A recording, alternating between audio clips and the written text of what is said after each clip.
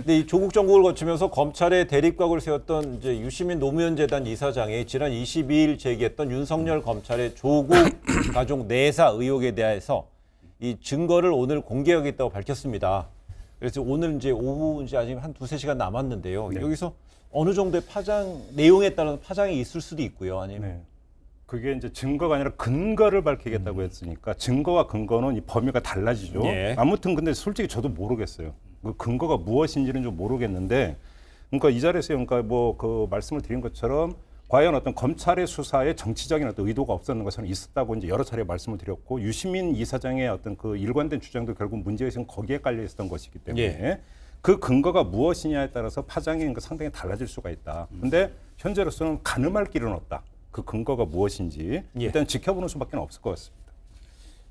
저는 뭐 좀 혹평을 하면 역시 또 한 번의 태산 명동의 서일필이 될 가능성이 많다고 보는 이유는 우선은 전제가 잘못됐어요.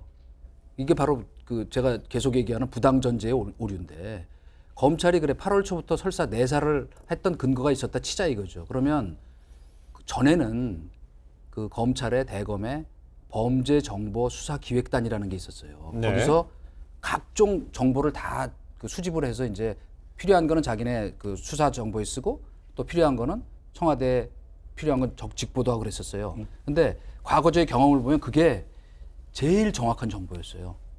그러니까 국정원 정보, 경찰 정보 많잖아요. 그런데 그만큼 정제된 정보란 말이고요.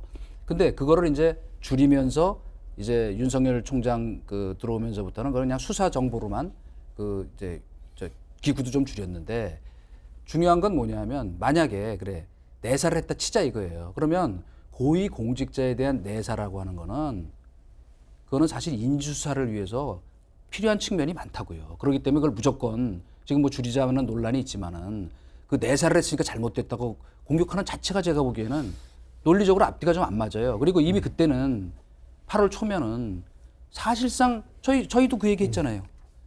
저 내정자가 아니고 그 예정자라고 가지고 저희 얘기했을 만큼 이미 파다했기 때문에 검찰로서는 무슨 문제가 있을까 하는 걸 사전에 걸러보는 그 자체를 갖고 뭐 사전에 내사했으니까 정치적으로 문제가 있고 그래서 정치적 수사를 했다고까지 가는 거는 이 사다리가 이어지질 않아요. 그러니까 짧게 말씀드리니까 사전에 걸러 본다라고 하는 것에 어떤 법률적 근거가 있느냐. 다시 말해서 고위 공직자에 대해서 그런 검찰이 어떤 뭐 첩보 수준이 뭐냐면 내사할 수 있는 권한이 어떤 그 법적 근거가 어디에 있느냐라고는 근본적인 문제가 있어요. 그러니까 경우에 따라서는 그건 사찰로 비춰질 수도 있다라고 하는 관점의 차이가 있다라는 점을 일단 확인을 하고, 예. 그다음에 그러니까 두 번째는 뭐냐면 이거저거 다 떠나서 검찰이 부인을 했어요.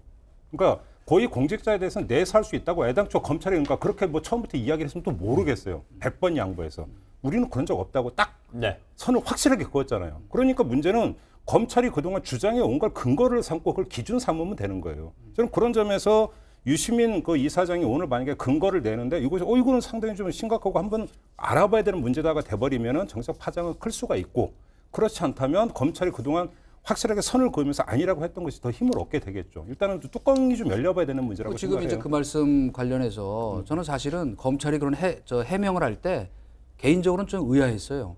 왜 이렇게 해명을 하지? 왜?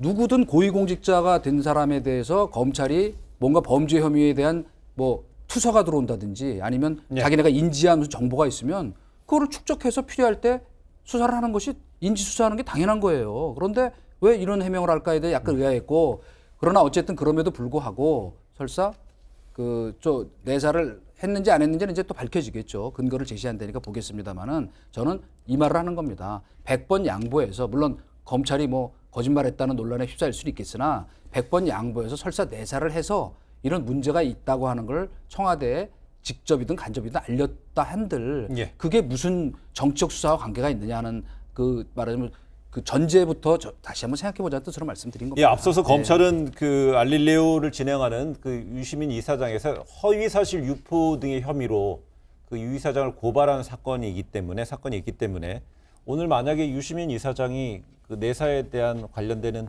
뭐 그 증거가 아닌 근거를 제시했다면 뭐 이거랑도 뭐 결이 좀 전혀 다르진 않은 것 같잖아요.